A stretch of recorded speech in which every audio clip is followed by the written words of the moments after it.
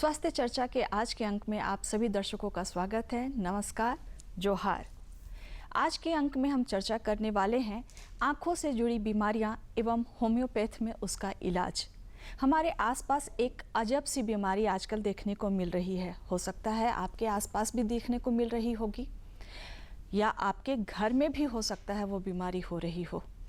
ऐसा है कि आँखें जो हैं वो फूलने लगती हैं, आँखें लाल हो जाती हैं, आँखों से लगातार पानी गिरने लगता है, आँखें फूल जाती है और हम कुछ भी देखने में असमर्थ हो जा रहे हैं।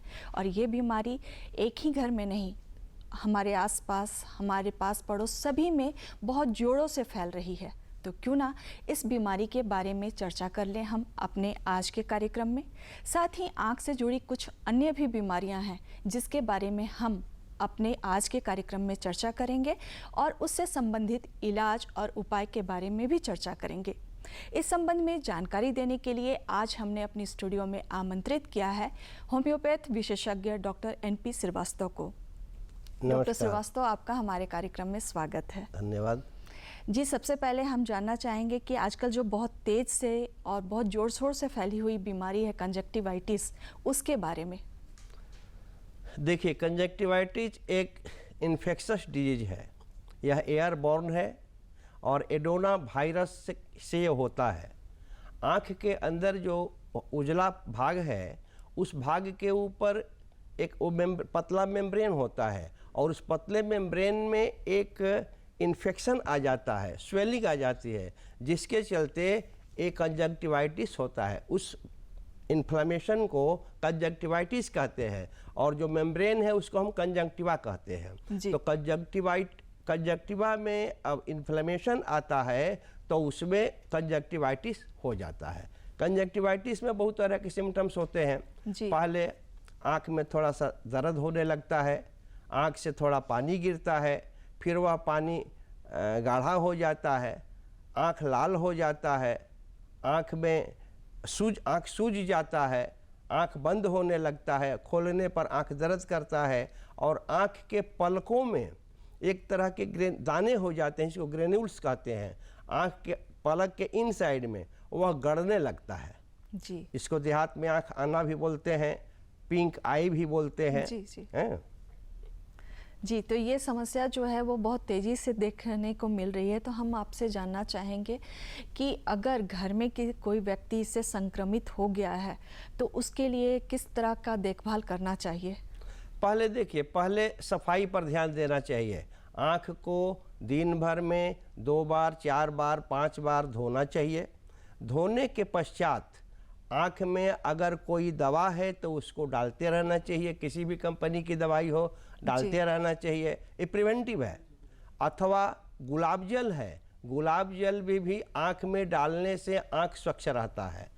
अगर आपको लग रहा है, चाहे किसी भी रोगी को लग रहा है कि अगर उसका आँख थोड़ा सा सूज रहा है तो उसको दवा को प्रयोग में लाना चाहिए। इसलिए कि बिना दवा के उसके अंदर में एडोना वायरस के चलते होता है। तो एडोना वायरस उसके अंदर प्रवेश कर गया है, जिसके चलते उसका इन्फ्लेमेशन हो रहा है। तो उसके लिए उसको दवा का सहारा लेना पड़ेगा। जी। ऐसा देखा जाता है कि सुबह जब हम सोकर उठते हैं तो पलकें जो हैं बिल्कुल सट जाती हैं और आंखें खुलने में बहुत परेशानी होती है।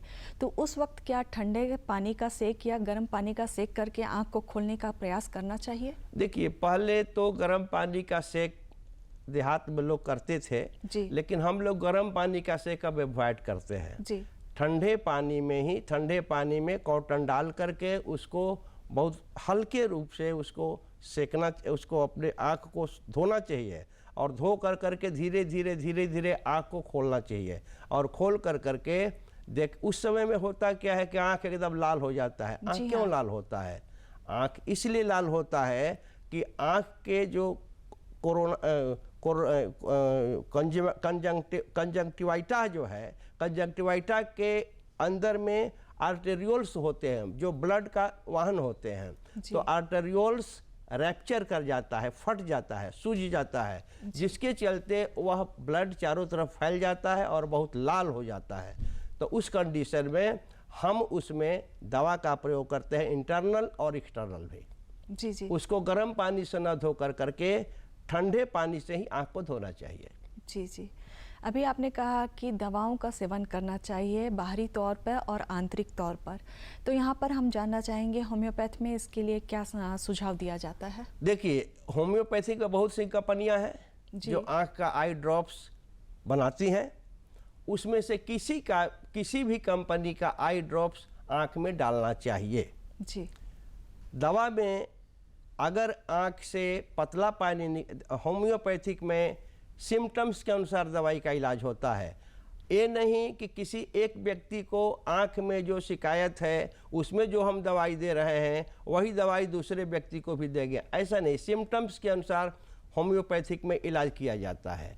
तो जो सिम्टम्स जो रोगी देगा उसी के अनुसार हम दवा का प्रयोग करेंगे। जैसे किसी व्यक्ति का आँख से पानी निकल रहा है, वो पानी पतला है, तो उसमें हम एलियम सिपा का प्रयोग करेंगे। जी जी। किसी व्यक्ति के आँख से अगर गाढ़ा स्राव निकल रहा है जिसको आप जिसके चलते आँख सट जाता है, पीप के माफिक होता है। हाँ, जी जी। पीप के माफिक होता है, तो उसमें हम यूफ्रेशिया का प्रयोग करेंगे।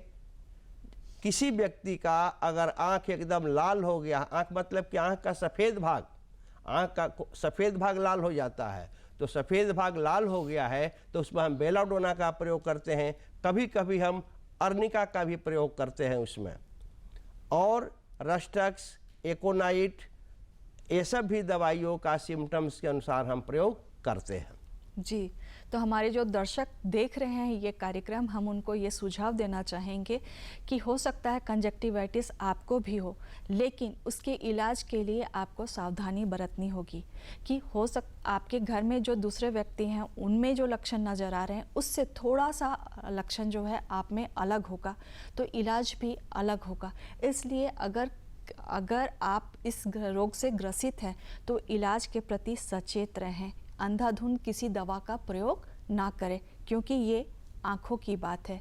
आँखों की बात यानी रोशनी की बात है। अगर रोशनी नहीं रही तो हमारी दुनिया अंधकारमय हो जाएगी। इसलिए ज़रूरी है कि सावधानी बरतें। इसके साथ अगर हम ये जानना चाहें कि घर में अगर एक व्यक्ति इस रोग से संक्रमित है तो दूसरे व्यक्ति को क्या सावधानी बरतनी चाहिए? देखिए, अगर घर में किसी को यह संक्रमण हो गया है जी, तो संभवतः ये निश्चित है कि उस घर में सभी को यह संक्रमण होगा, ये निश्चित है। उसके लिए किसी को कम होगा, किसी को ज़्यादा होगा, वह उनके इम्यूनिटी के ऊपर निर्भर करता है। जिस तरह की कोरोना काल में घर में किसी एक व्यक्ति को कोरोना हुआ लेकिन और दूसरे को नहीं हुआ, क्यों? इसलिए कि उसका इम्यूनिटी डेवलप था। तो अगर किसी का इम्यूनिटी डेवलप है तो उसको वो चीज़ नहीं होगा, लेकिन चूँकि संक्रमण है इसलिए सबको बचना चाहिए। अपने सुविधा अनुसार आँख को बार बार धोना चाहिए और आँख में दवा का प्रयोग करना चाहिए डालने के लिए। जी, खाने के लिए बेलाडोना 200 का और यूफ्रेशिया 200 का एज प्रिवेंटिव, बेलाडोना सुबह, यूफ्रेशिया शाम, अगर लेते रहेंगे तो उनको कंजंक्टिवाइटिस नहीं होगा। जी जी, अगर होगा भी तो बहुत कम रूप में होगा, पूर्णतः नहीं होगा। जी, बेलाडोना 200, यूफ्रेशिया 200, किसी को सुबह किसी को शाम लगातार खाते रहें और आँख में कोई भी कंपनी का आई ड्रॉप्स डालते रहें। जी। ये देखा जा रहा है कि बच्चों में ये जो संक्रमण जो है बहुत तेज़ी से फैल रहा है, तो बच्चों में किस तरह की सावधानियां बरतनी चाहिए? देखिए, बच्चे तो बच्चे, ज़्यादातर बच्चे जो हैं वो स्कूल जाने वाले भी हैं। हाँ, बच्चे तो बच्चे होते हैं, उनके लिए गार्जियन को ध्यान देने की ज़रूरत है। बच्चों को आदत लगानी चाहिए कि अपना आँख धोएं, आँख में दवाई डालें, और होम्योपैथिक दवाई उनको अगर बेलाडोना 6 का, यूफ्रेशिया 6 का दिन भर में 2 पावर, जो 6 मैं बोल रहा हूँ ये पावर है, जी जी, तो इस पावर की दवाई दिन भर में अगर 3 बार 4 बार दिया जाएगा तो उसके ऊपर उस इन्फेक्शन का प्रभाव अगर पड़ता भी है तो पूर्ण रूपेण नहीं पड़ेगा, जी, पूर्ण रूपेण नहीं पड़ेगा, उसको बहुत कम पड़ेगा। इसलिए प्रिवेंटिव के रूप में बेलाडोना और यूफ्रेशिया दवाई का प्रयोग करना चाहिए। जी, और इलाज से सावधानी ज़्यादा बेहतर है। यहाँ पर इसके अलावा हम जानना चाहेंगे, जब हम आज आँखों की बीमारियों के बारे में बात कर रहे हैं, तो आँखों से जुड़ी और कौन-कौन सी समस्याएं देखने को मिलती हैं? देखिए, अभी तो सीजन है कंजंक्टिवाइटिस का, लेकिन मोतियाबिंद दो तरह का होता है। एक सफ़ेद मोतियाबिंद होता है और दूसरा काला मोतियाबिंद होता है। तो सफ़ेद मोतियाबिंद इन जनरल जो भी अपने उम्र में आते हैं तो उनको सफ़ेद मोतियाबिंद होता है, लेकिन काला मोतियाबिंद किसी किसी को होता है, जिसको हम उसको ग्लूकोमा कहते हैं। जी जी। मायोपिया होता है। मायोपिया में दूर का चीज़, बच्चे यहाँ बैठे हैं तो दूर का उसको नहीं दिखाई देता है। जी जी। और आइराइटिस होता है, केरेटाइटिस होता है। केरेटाइटिस होता है कॉर्निया में जब इन्फ्लामेशन हो जाता है तो उसको केरेटाइटिस बोलते हैं। लेकिन मुख्य रूप से अभी देखने को ही आ रहा है कि काला मोतियाबिंद, सफ़ेद मोतियाबिंद, ये बहुत ज़्यादा रूप में हो रहा है। एक नाइट ब्लाइंडनेस और डे ब्लाइंडनेस ये भी होता है, तो जिसको रतौंधी और दिनौंधी कहते हैं। जी जी। रतौंधी 80-90% होता है, दिनौंधी 10% होता है। दिनौंधी में दिन में उसको धुंधला दिखाई देता है, लेकिन रात में जब वो देखता है लाइट में तो उसको साफ दिखाई देता है। रतौंधी में उसको रात में दिखाई ही नहीं देता है। ये जनरली हम लोग बीच बीच में कैंप भी लगाते हैं देहाती क्षेत्र में, जो रूरल एरियाज है वहाँ हम लोग कैंप लगाते हैं, तो वहाँ हम लोग पाते हैं कि वहाँ पर रतौंधी का बहुत केस है जी, जिसमें विटामिन ए की भी कमी होती है, खान पान में माल न्यूट्रिशन भी होता है, खान पान ठीक से नहीं होता है, जिसके चलते उन लोगों को रतौंधी बहुत ज़्यादा होती है। होम्योपैथिक में एक बहुत अच्छी दवाई है लाइकोपोडियम। जी, लाइकोपोडियम 200 का अगर नियमित रूप से एक बार सेवन किया जाए तो रतौंधी का जो रोग है वो मूलतः खत्म हो जाएगा। जी। यहाँ पर आप चर्चा कर रहे हैं रतौंधी की, तो हम यहाँ पर जानना चाहेंगे कि क्या रतौंधी के लिए उम्र की भी कुछ सीमा होती है कि हाँ इतने उम्र के बाद ही रतौंधी देखने को मिलेगी, या किसी भी उम्र में हो सकती है? नहीं, हम लोगों को देखने में मिला है कि 20, 22, 25 साल के लोगों को भी रतौंधी है और 60, 70 साल के लोगों को भी रतौंधी है। तो वो सिर्फ माने खाने पीने की कमी के चलते ये रोग ज़्यादा होता है देहात में, इसलिए उनको विटामिन ए का टेबलेट भी हम लोग प्रेस्क्राइब करते हैं और देते भी हैं। विटामिन ए का टेबलेट किसी का नहीं है, वो विटामिन है, न होम्योपैथिक में आएगा न एलोपैथिक में आएगा। वो विटामिन ए का टेबलेट भी हम लोग बांटते हैं, प्लस अपनी दवा भी देते हैं। फिर 15 दिन पर वहाँ जा कर के हम लोग कैंप करते हैं तो उन लोगों को फ़ायदा नज़र आता है।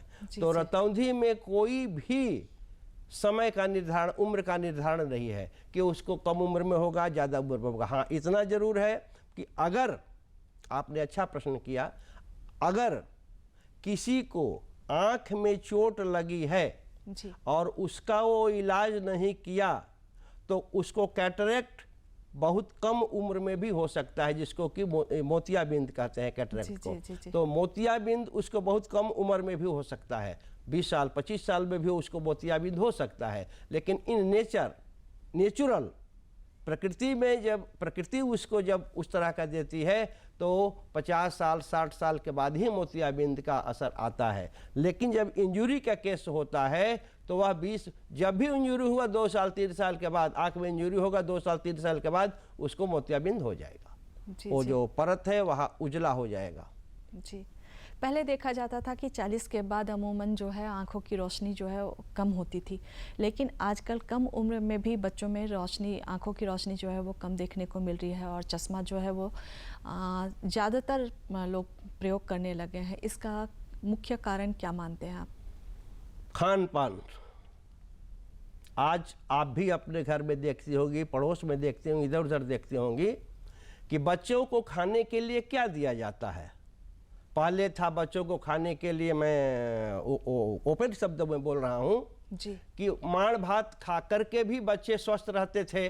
बिल्कुल। सब्जी चावल दाल खा करके भी स्वस्थ रहते थे। और आज आप अपने घर में पंचोपकार रूप से उसको भोजन करा रही है, फिर भी अस्वस्थ है। क्यों? इसलिए कि भोजन जो दे रही है वो भोजन शुद्ध नहीं है। घर में जो बच्चों को भोजन मिल रहा है वो भोजन शुद्ध नहीं है। मार्केट से बचने, अपने परिश्रम से बचने के लिए मार्केट का जो बना हुआ चीज़ है, जो मैदा का बना हुआ, और मैदा एक ऐसा चीज़ है कि वह हेमोग्लोबिन नहीं बनने देता है, पेट को ठीक नहीं रहता है, पाचन क्रिया को ठीक नहीं रखता है, पौष्टिक तत्व उसमें कुछ नहीं रहता है। जब गेहूं को बहुत डिग्री टेम्परेचर पर जाकर के क्रश किया जाता है तो उसका जितना भी पौष्टिक तत्व है खत्म हो जाता है। जी जी। और बच्चे उसी को पसंद करते हैं। घर के लोग भी अपने सुख सुविधा के लिए उनको वही परोस देते हैं, बच्चे खाते हैं, जिनका हेमोग्लोबिन भी कम रहता है। सबसे बड़ा चीज़ है कि जब तक हम पौष्टिक तत्व नहीं खाएंगे, पौष्टिक भोजन आहार नहीं करेंगे, तब तक से हमारा शरीर स्वस्थ नहीं रहेगा। तो शरीर स्वस्थ नहीं रहेगा तो आँख की रोशनी जाएगी, बाल जल्दी पकेंगे। ये सब इसीलिए खान पान के चलते ये सब रोग हो रहे हैं। जी जी। तो किस तरह का खान पान हमें करना चाहिए? सबसे पहली चीज कि हम अपने घर से ही सुधार करें खान पान में, हम शुद्ध आहार का प्रयोग करें। ये मैं नहीं कहता, बाजार में ही सब कुछ उपलब्ध है, सब्जी भी उपलब्ध है, चावल भी उपलब्ध है, सब कुछ बाजार में उपलब्ध है। लेकिन इतना तो हम कर सकते हैं कि जो आटा है वो शुद्ध ले, चावल है जो शुद्ध ले।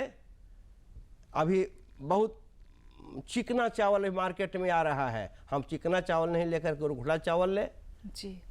सब्जी सब्जी जो देखे कि सब्जी जो ताजी सब्जी है वो सब्जी का प्रयोग करो, वो भी ताजी में। हम भी सब्जी लाने के लिए जाते हैं तो जो अच्छा सब्जी है मैं उसको पूछता हूँ, बोले भाई इसमें खाद तो बहुत डाला गया है। परिचय कुछ लोग हो गए हैं, इसमें खाद बहुत डाला गया है, और जो खाद नहीं डाला हुआ सब्जी है वो टेढ़ा टेढ़ा रहेगा। जी जी। तो उसका आकार जो है वो बहुत परफेक्ट नहीं होता, तो वो बनस्पत अच्छा है उसके। तो इसलिए खान पान, अभी के समय में खान पान बहुत जरूरी है। खान पान नहीं होने से तरह तरह के रोग हो रहे हैं। और मुझे अभी ILBS दिल्ली जाने का मौका मिला, मैं वहाँ गया, लोगों को देखा। रोगी वहाँ पर 25-25 लाख के पैकेज वाले हैं, उम्र 30-32 साल है, लेकिन वहाँ पर सिर्फ बाहर का खाना खा करके सबको फैटी लीवर की शिकायत थी। फैटी लीवर की शिकायत थी, और खाने में क्या, वही मैदा का चीज़ उनको मिल रहा है। तो सबसे सर्वप्रथम मैं अपने दर्शकों को यही कहूँगा कि घर में मैदा का प्रयोग नहीं करें तो अच्छा है। जी जी।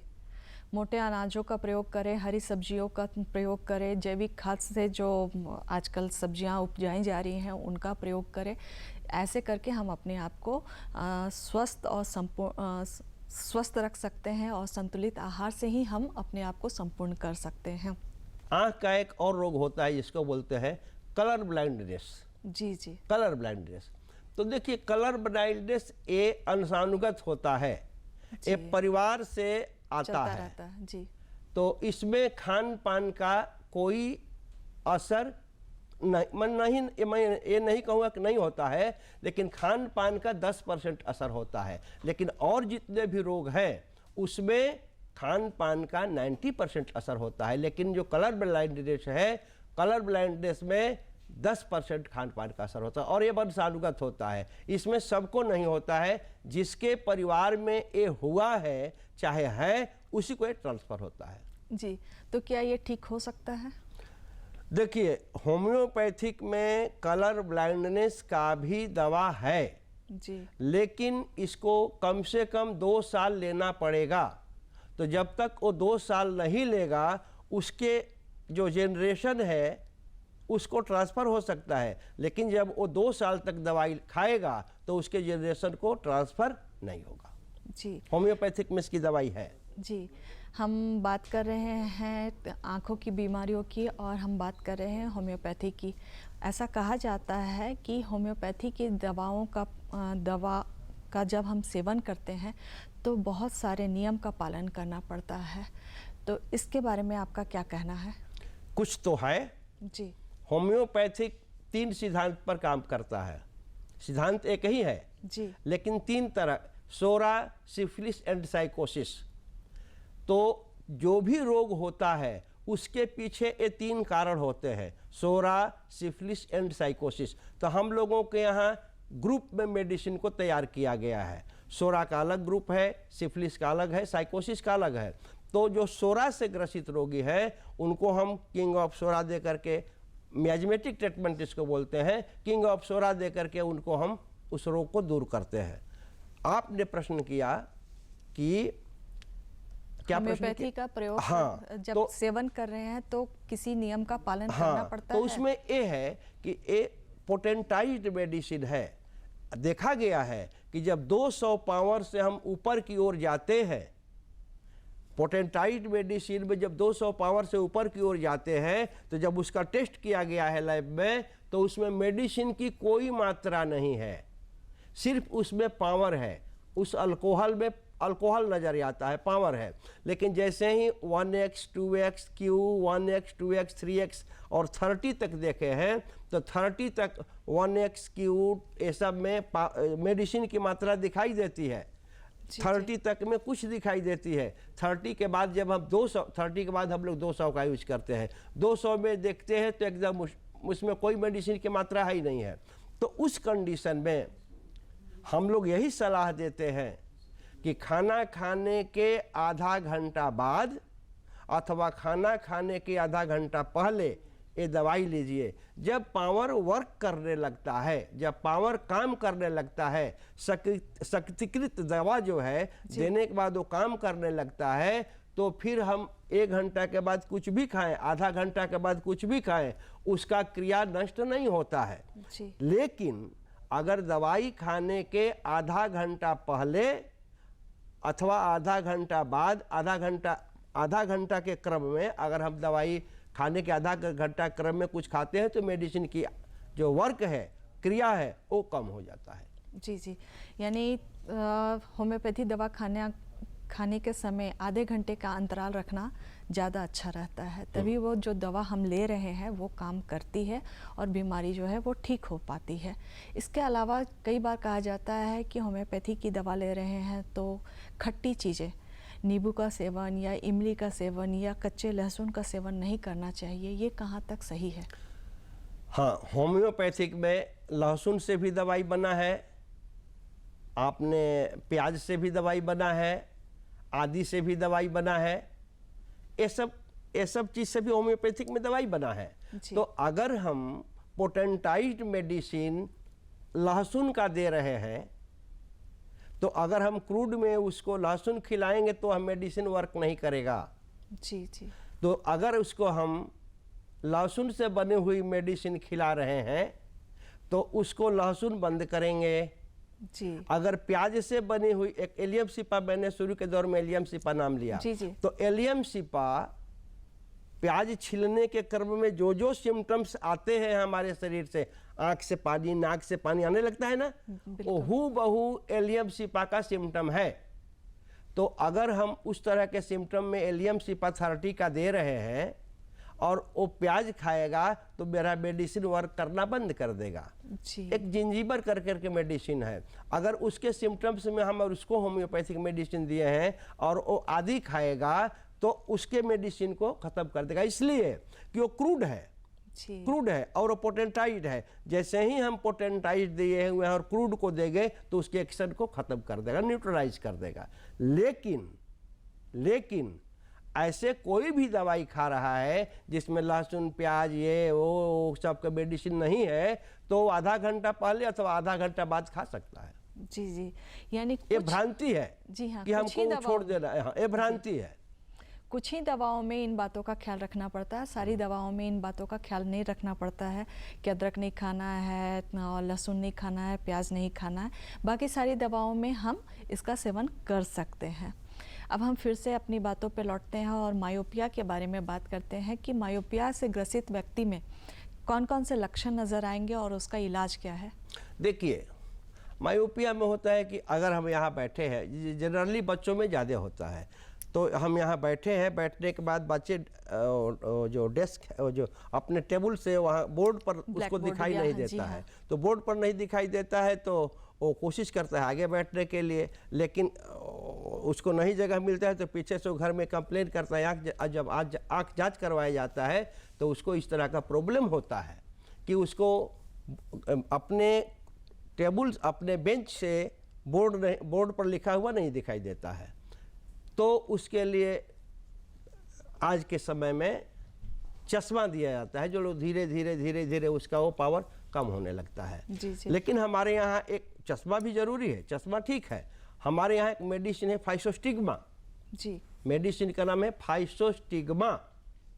फाइसोस्टिग्मा अगर 200 का दिया जाए तो वह कुछ खाने के बाद अंतराल पर जब जांच कराया जाएगा तो उसको वो सिम्टम्स कम नहीं जा रहेगा, मतलब कि उसको दिखाई देना शुरू हो जाएगा। जी।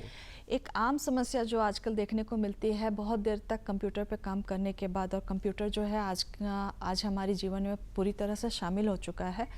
कंप्यूटर, टीवी, मोबाइल, इन सब का प्रयोग करने के बाद आँखों में जो है वो बहुत तेज खुजली भी होती है, लालिमा भी आती है और पानी भी गिरने लगता है, तो उसका क्या समाधान है? देखिए, ये तो अननेचुरल हम नहीं कहेंगे, लेकिन ये जरूर है कि अगर हम कंप्यूटर पर है, आंख गड़ाए हुए है, आंख और हाथ यही दोनों काम करता है, वहाँ पर दिमाग तो काम करता ही है, आंख और हाथ दोनों काम करता है। तो इसकी शिकायत लेकर के हम लोगों के पास लोग आते हैं कि मेरा ये हाथ दर्द कर रहा है, नहीं उठ रहा है, आंख से पानी गिर रहा है। तो सिम्टम्स के अनुसार हम लोग दवाई देते हैं, आगे हम बताएंगे क्या क्या दवाई देते हैं।